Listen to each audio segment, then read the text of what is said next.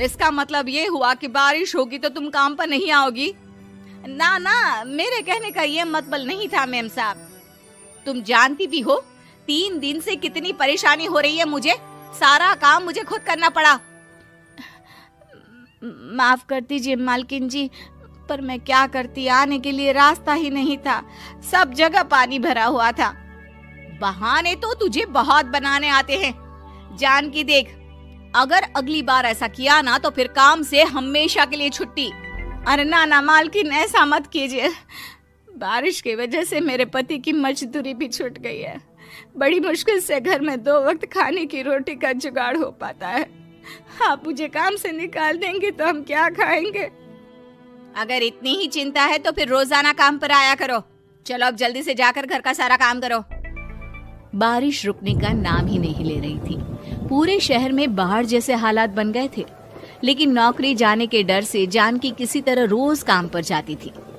एक दिन जब जानकी काम करके अपने घर लौट आई तो अचानक उसकी बस्ती में कुछ लोगों का शोर सुनाई दिया। अरे लगता है बाहर कुछ हुआ है, मैं जाकर देखता हूँ। हाँ हाँ, पता तो कीजिए, ये बस्ती में लोग इतना शोर क्यों कर रहे हैं?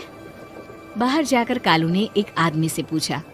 अरे क्या हुआ भाई, इतना शोर क्यों मचा रहा है? अरे क्या बताए भैया, अपने बस्ती के बाहर एक पुल टूट गया है और वहाँ पर एक कार फंसी है। थोड़ी देर में अगर किसी ने नहीं बचाया ना तो वो कार पानी में बह जाएगी। हाँ? ये क्या कह रहे हो भैया, कार के अंदर कोई है क्या? हाँ, कोई औरत बैठी है, अकेली है, बहुत रो रही है बेचारी, मदद के लिए बुला रही है। अरे तो हमें जाकर उनकी मदद करनी चाहिए ना। अरे लेकिन इसमें बहुत खतरा है, हमें अपने आप को बचाना चाहिए। पानी कभी भी हमारी बस्ती की तरफ आ सकता है। अरे तुम्हें नहीं चलना तो मत चलो, लेकिन मैं तो जाकर उस औरत की मदद जरूर करूंगा। कालू उस जगह पर पहुंचता है जहां वो औरत कार में फंसी हुई थी। वहां पर पानी का बहाव बहुत तेज था और सारा पानी कालू की बस्ती की तरफ ही आ रहा था।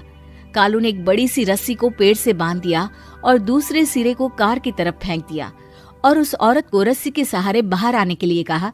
तभी वहां जानकी भी दौड़ती हुई आई। अरे ये तो मेरी मालकिन है, जिनके यहाँ मैं काम करने जाती हूँ। अरे मैडम जी, आप डरिएगा मत, आपको कुछ नहीं होगा। आपकी गाड़ी को भी मैंने रस्सी से बांध दिया है। थोड़ी देर में पानी का बहाव कम हो जाएगा, फिर हम आपकी कार को भी बाहर निकाल लेंगे। क्या तुम जानकी के पति हो? हाँ हाँ, जानकी मेरी ही पत्नी है, आपके यहाँ काम करती है ना। लेकिन मेम साहब, आप यहाँ पानी में कैसे फंस गई? अब क्या बताऊं, मैं अपनी सहेलियों के साथ पिकनिक पर गई थी, वहीं से लौट रही थी। अचानक पानी का बहाव तेज हो गया और मेरी गाड़ी फंस गई। अरे कोई बात नहीं मालकिन, अब ना आप बिल्कुल सुरक्षित हैं। मैं तो बहुत बुरी तरह डर गई थी। कब से मदद के लिए चिल्ला रही थी, लेकिन कोई मेरी मदद के लिए नहीं आया।